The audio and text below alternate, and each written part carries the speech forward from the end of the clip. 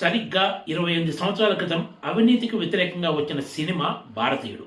Sensational director Shankar, విలక్షణ నటుడు కమల్ హాసన్ కాంబినేషన్లో వచ్చిన ఈ సినిమా బాక్సాఫీస్ వద్ద సంచలన విజయాన్ని దక్కించుకున్న విషయం తెలిసిందే.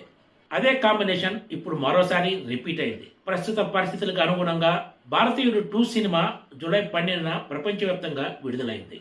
కరోనాతో పాటు వివిధ కారణాలతోటి సంవత్సరాల తరబడి వాయిదా పడిన ఈ సినిమా ఎట్టకేలకు ప్రేక్షకుల ముందుకు వచ్చింది. ఇతర కమర్షియల్ సినిమాలతో పోలిస్తే భారతీయుడు 2కు అడ్వాన్స్ బుకింగ్స్లో ఏమాత్రం బజ్ లేదనే చెప్పాలి. దీంతో ప్రేక్షకుల్లో ఈ సినిమాపై చాలా అనుమానాలే వ్యక్తమయ్యాయి.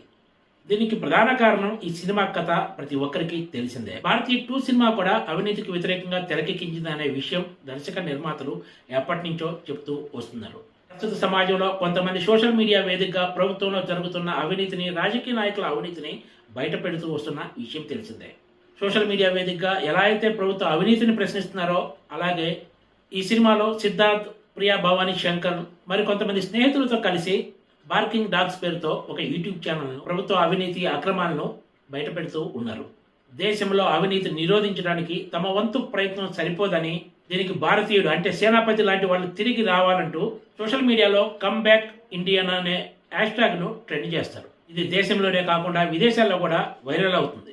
ఇది చూసి భారతీయుడు తిరిగి ఇండియాకి ఎలా వచ్చారు, వచ్చిన తర్వాత కొద్ది రోజులకే గో బ్యాక్ ఇండియన్ అనే నినాదాన్ని మళ్ళీ దేశంలోని ప్రజలు ఎందుకు అందుకోవాల్సి వచ్చిందన్నదే భారతీయుడు 2 సినిమా.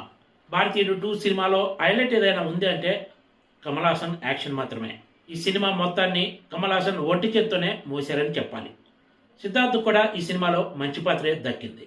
ఈ సినిమా ఫస్ట్ హాఫ్లో విదేశాల్లో తలదాచుకొని విలాస జీవితం గడుపుతున్న ఒక ప్రముఖ పారిశ్రామికవేత్తను చూపించారు. ఇది విజయ్ మాల్యా పాత్రను పోలి ఉండటం విశేషం. భారతీయుడు 2 సినిమాలో దర్శకుడు శంకర్ ఇండియాలో అవినీతికి వ్యతిరేకంగా పోరాటం చేయడం ఎంత కష్టమో చూపించారు. ఈ విషయానికి సంబంధించి కుటుంబాల మధ్య జరిగే సంఘర్షణ సినిమాలో హైలైట్గా నిలిచిందని చెప్పాలి.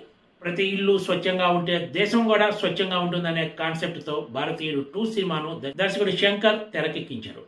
భారతీయుడు 2 సినిమా ఫస్ట్ హాఫ్ను సిద్ధార్థ్ అండ్ ఫ్రెండ్స్ టీమ్ తోటి కథలోకి లీనం చేసి కమల్ హాసన్ ఎంట్రీని చూపించిన విధానం ఆకట్టుకుంటుంది.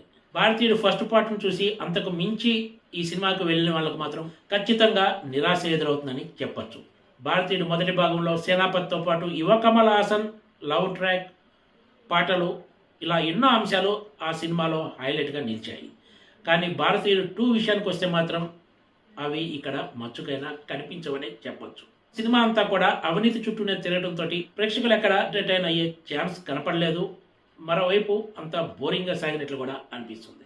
తొలి సినిమా తరహాలోనే భారతీయ 2లో కూడా దర్శకుడు శంకర్ కొత్తగా వర్మకళ పేరుతో కమల్ హాసన్ తోటి మ్యాజిక్ చేయించారు. ఈ సినిమాలో రకుల్ప్రీత్ సింగ్ పాత్ర పరిమితంగానే ఉందని చెప్పాలి. ఇండియన్ను పట్టుకునే సిబిఐ ఆఫీసర్గా బాబీ సింహ రోల్లో కూడా ఎలాంటి కొత్తదనం కనిపించదు. ఎస్జే సూర్య, సముద్రకని ఇతర కీలక పాత్రల్లో కనిపించారు. కమల్ హాసన్ తన పాత్రకు పూర్తి న్యాయం చేసినా కూడా దర్శకుడు శంకర్ మాత్రం ఈ సినిమాలో జోష్ తీసుకురావడంలో విఫలమయ్యారనే చెప్పాలి. Please subscribe TGTV.